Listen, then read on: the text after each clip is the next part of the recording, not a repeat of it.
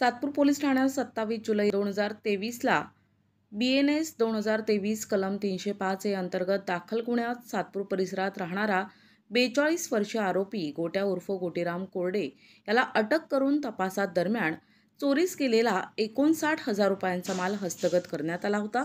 या गुन्ह्यात सातपूर पोलिसांनी जलद तपास करून दोषारोपपत्र दाखल केलं होतं। दरम्यान आरोपीनं प्रथम वर्ग न्यायदंडाधिकारी आणि जिल्हा सत्र न्यायालयात जामिनासाठी 2 वेळा प्रयत्नही केला। मात्र तपास अधिकारी पोलीस हवालदार अनिल आहेर यांनी आरोपीचे पूर्वीचे गुन्हेगारी रेकॉर्ड आणि जामीन मंजूर झाल्यास होणाऱ्या संभाव्य धोक्यांविषयी न्यायालयाला सविस्तर माहिती दिली।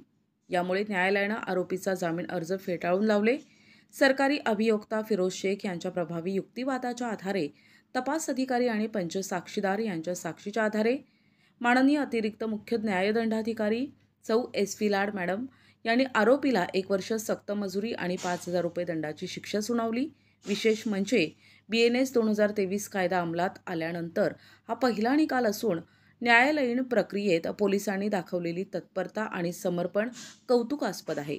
कोर्ट पैरवीसाठी पोलीस हवालदार यशवंत कोतवाल यांनी तर समन्स बजावणे तसेच साक्षीदार हजर राहण्यासाठी पोलीस हवालदार प्रशांत पवार यांनी महत्त्वाचा समन्वय साधून प्रभावी भूमिका बजावली। आरोपींच्या गुन्हेगारी रेकॉर्डवरून त्यांच्या वर्तनात सुधारणा करण्यासाठी त्याला यापूर्वी प्रतिबंधक कारवाई आणि 2 वर्षांसाठी नाशिक जिल्ह्यातून हद्दपार करण्यात आलं होतं।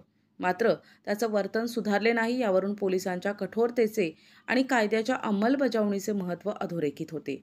BNS 2023 अंतर्गत दिलेली ही पहिली शिक्षा कायद्याच्या प्रभावी अंमलबजावणीचा उत्कृष्ट नमुना असून भविष्यात अशा गुन्ह्यांवर अधिक आळा घालण्यासाठी मार्गदर्शक ठरणार असल्यानं सातपूर पोलिसांचं सर्व वरिष्ठ अधिकाऱ्यांच्या वतीनं कौतुक व्यक्त होत आहे।